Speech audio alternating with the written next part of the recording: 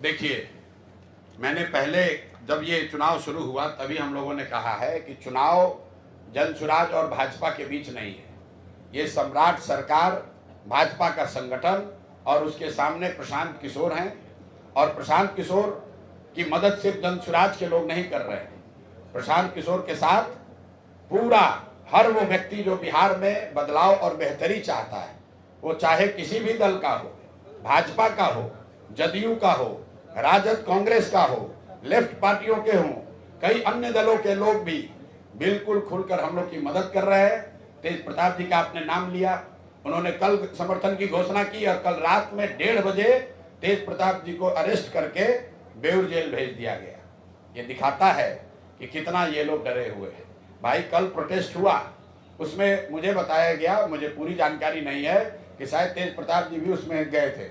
तो इतने बच्चे थे, उसमें एक आदमी को पकड़कर बेऊर जेल में भेजने का क्या मतलब है?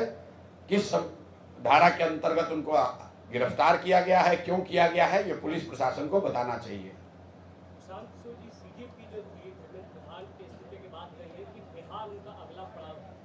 किसका? बिल्कुल स्वागत है।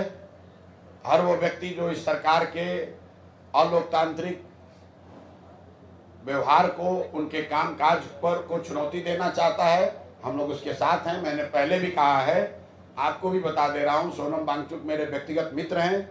जब उनको लद्दाख में आंदोलन के लिए पकड़कर, आप में से कुछ लोग ही जानते होंगे, उनको महीनों सरकार ने जोधपुर जेल में रखा है।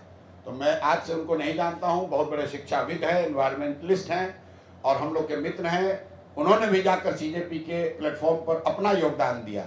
ये पार्टी की बात नहीं है, और ये कल लोगों ने देखा है कि लोग खड़े हो जाए, जनता खड़ी हो जाए, तो बड़े से बड़े सत्ता में बैठे हुए लोगों को झुकना पड़ेगा। अगर सीजेपी के लोग यहाँ आते हैं, छात्रों के साथ उनके मुद्दों से जुड़कर काम करते हैं, तो उसका हम लोग स्वागत करते हैं। ये शुरुआत है अकाउंटेबिलिटी का।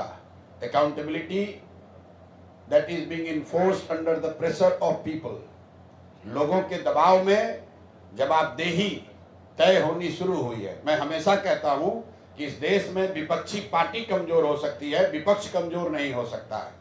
और जो आप और हम दिल्ली में देख रहे हैं, वो प्रोटेस्ट किसी एक सोनम वांगचुक का नहीं था। वो प्रोटेस्ट में आए हुए हजारों लोग सीजेपी का झंडा लेकर नहीं आए थे। वो सामान्य वो युवा थे जो रोज रोज हो रहे पेपर लीक से, अनएम्प्लॉयमेंट से, ध्वस्त शिक्षा व्यवस्था से परेशान थे।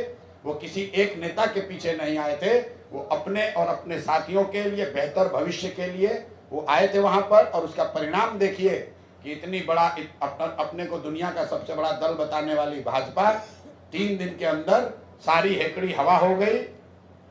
धर्मेंद्र प्रधान जी को जाना पड़ा, और सिर्फ जाना ही नहीं पड़ा है, आगे देखिए, ये अभी शुरुआत है, ये रुकने वाला नहीं है।